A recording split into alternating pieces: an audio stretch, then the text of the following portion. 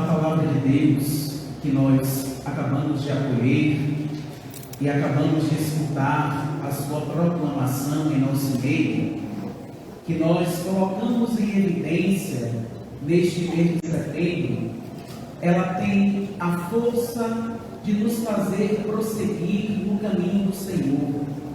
Ela é luzeiro que nos conduz à vontade de Deus. Ela é lugar por excelência de encontro pessoal com o Senhor. E essa palavra, verbo, ela não é estática, muito pelo contrário.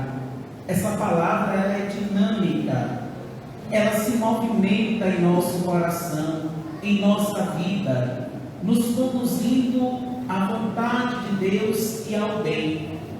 Essa palavra ela tem um dinamismo muito profundo, que fomenta no nosso coração o desejo de servir a Deus, de entregar aquilo que nós temos de mais valioso ao Senhor, a nossa vida.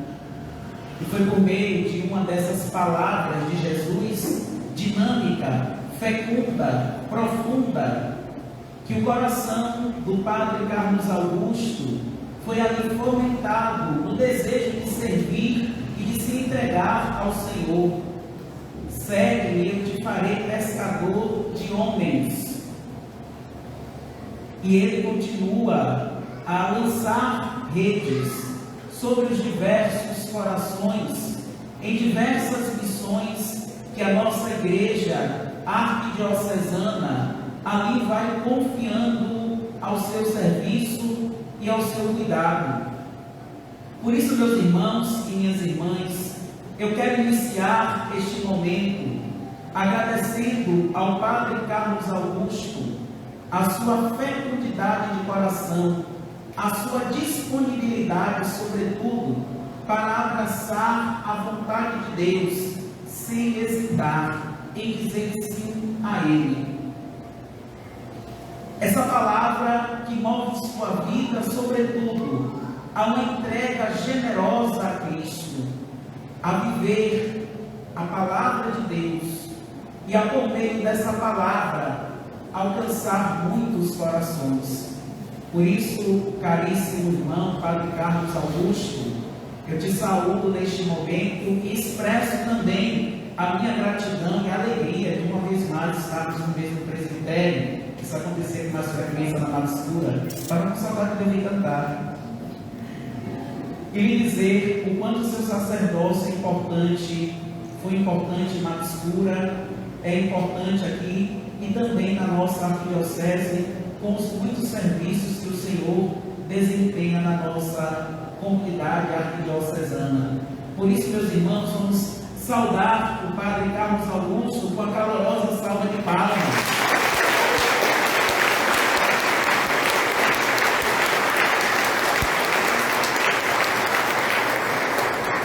Ele acolheu a todo mundo, agora a gente, em reverência, acolhe ao nosso querido amado pároco.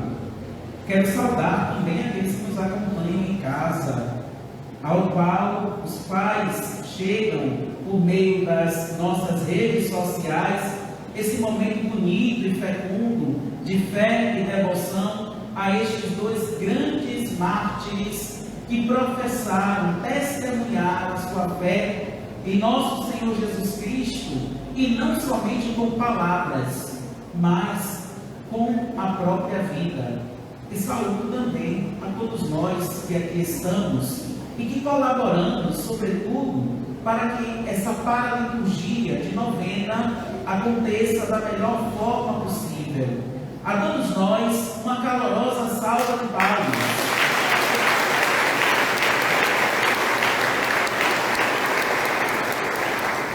Caríssimos diáconos que também nos ajudam no serviço, os diáconos daqui da nossa paróquia, o meu diácono lá em Madescura também, uma saudação fraterna, e peço, rogo que os santos Cosme e Damião possam no céu interceder para que o serviço, a configuração a Cristo servo, que os senhores abraçaram no dia da ordenação sacerdotal, da ordenação continue sendo fecundo no seio da nossa comunidade. Então, aos senhores também a nossa saudação e fraternidade.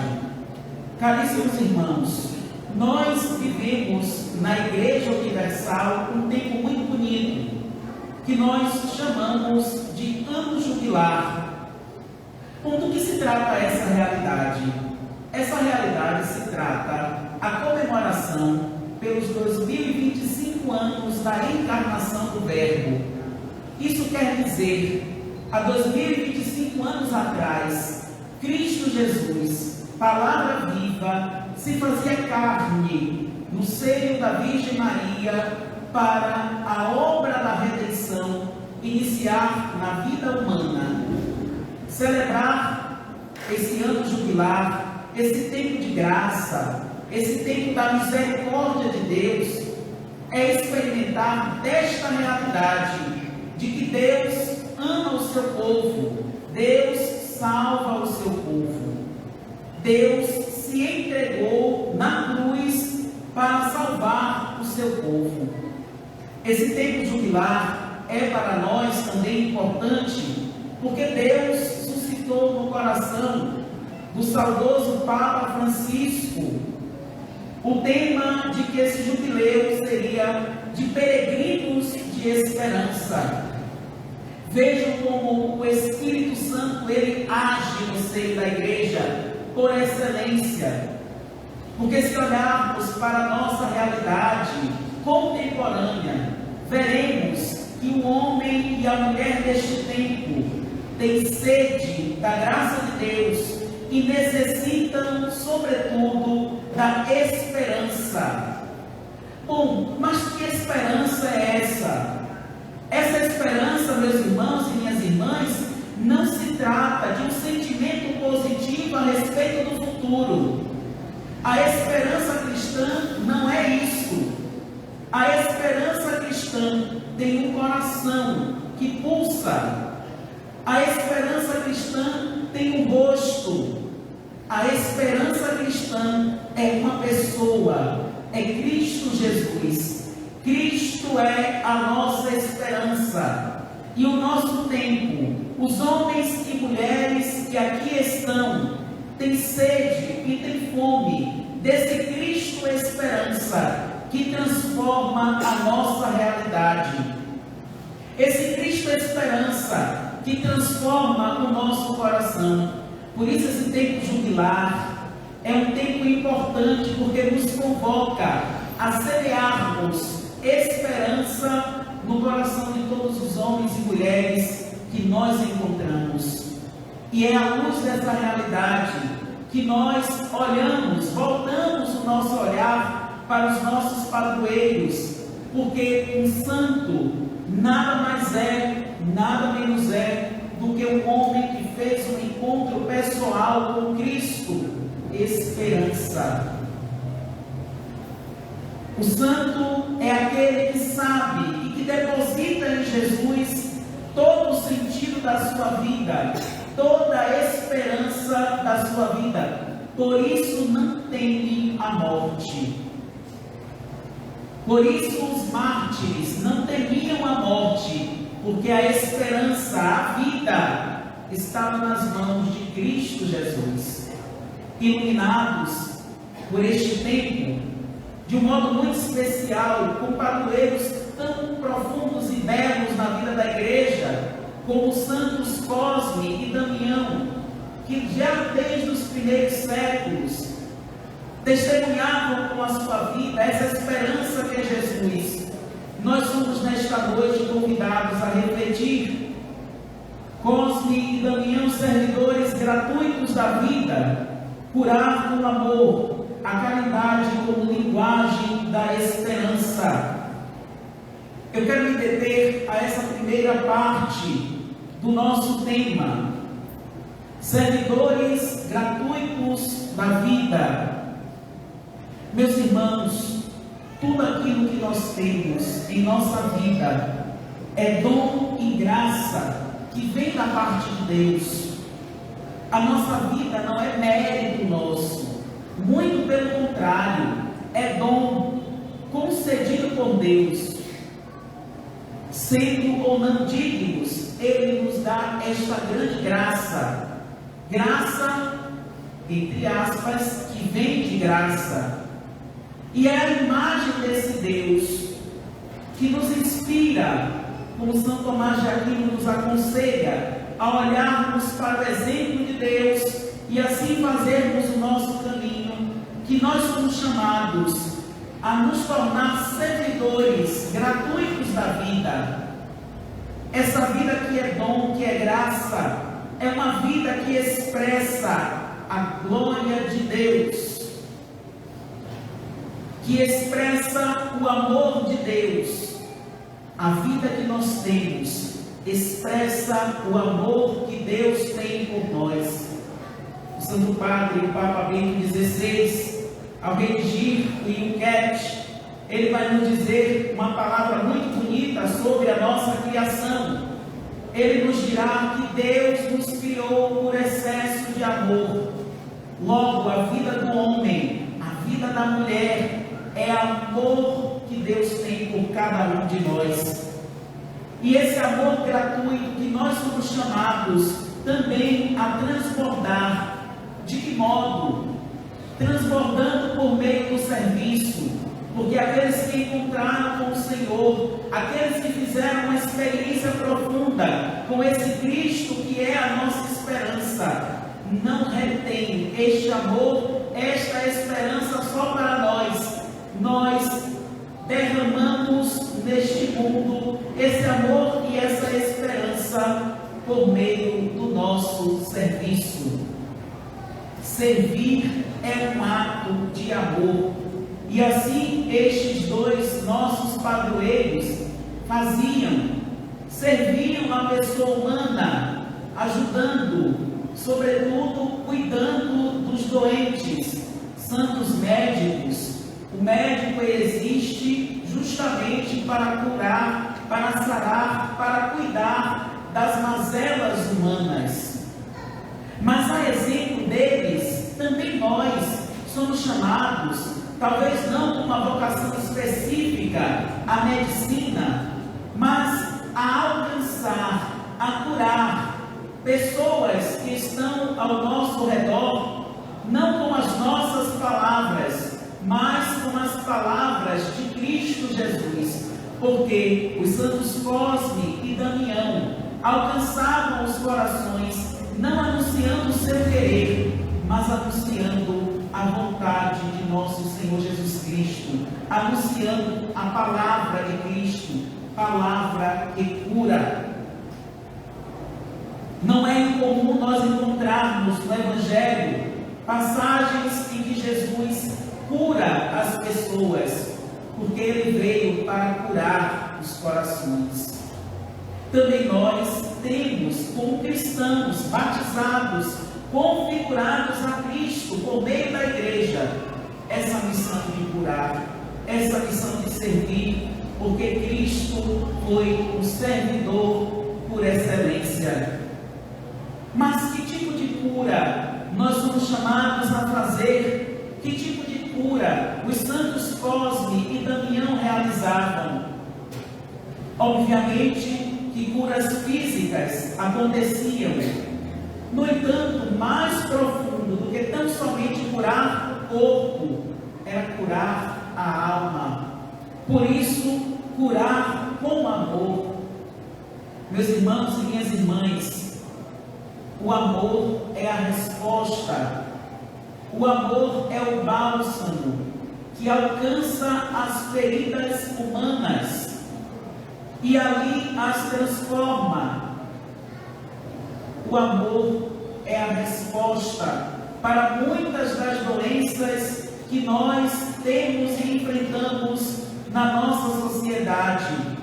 Doenças diversas, corações feridos que precisam deste amor de Deus para ali serem sarados, para serem curados. E diante desta realidade, nós compreendemos que este amor passa a ser um sacramento, um sinal, um remédio. Santo Tomás de Aquino nos diz que os sacramentos são remédio para o coração do homem. Logo, o amor é um sacramento que cura o coração do homem. Quarta realidade, a caridade como linguagem da esperança. A esperança é uma virtude teologal. Por que ela é essa virtude? Porque a esperança, ela nasce de um encontro pessoal com Jesus, que é a nossa esperança. Por isso que é a virtude teologal. E a linguagem da esperança se manifesta com a caridade. A caridade que se desdobra em nosso meio, como servir aqueles que mais precisam. Mas observem, essa caridade não se trata tão somente em fazer boas obras. Isso é importante, mas essa caridade parte do princípio que é o amor de Deus, que é derramado sobre os nossos corações por meio da ação do Espírito Santo. Por isso, meus irmãos e minhas irmãs, que nós somos capazes de realizar boas obras, porque é Cristo que em nós realiza boas obras. Nós somos convocados diante dessa realidade, impelidos pelo testemunho dos nossos padroeiros, a amar mais a Jesus. O padroeiro de uma comunidade é como um farol que guia, não tão somente para recorrermos a eles quando nós precisamos de algo. Às vezes a gente torna a nossa relação com os nossos amigos do céu desse jeito. Só recorremos quando a gente precisa de alguma coisa. Aí vem aqui Santa História da minha, estou precisando de um emprego. Aí consegue e desaparece da igreja. Esquece Santa História do Daniel, né? Aí perde o emprego e volta de novo. Olha eu aqui. Não, é muito mais do que isso. A autêntica e verdadeira devoção parte do princípio de uma estima pela vida daquele que nós ali atribuímos a devoção, ao ponto de trazermos também na nossa vida o exemplo, o testemunho desses que nós somos devotos.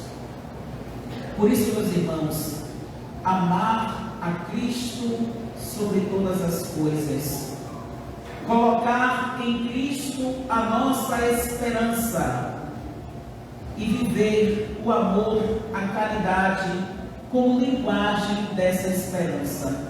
É isso que Jesus espera de cada um de nós. É isso que os santos mártires Cosme e Damião experimentaram em sua vida. Que eles roguem por nós, para que nas nossas fragilidades Deus envie do céu a sua força, que é o seu Espírito. Que eles roguem por nós nas nossas mais diversas necessidades e, sobretudo, roguem para que nós, ao seu exemplo, experimentemos também da santidade. Deus nos quer santos. Deus nos fez para a santidade. Esse é o nosso objetivo. Essa é a nossa meta. Que assim seja.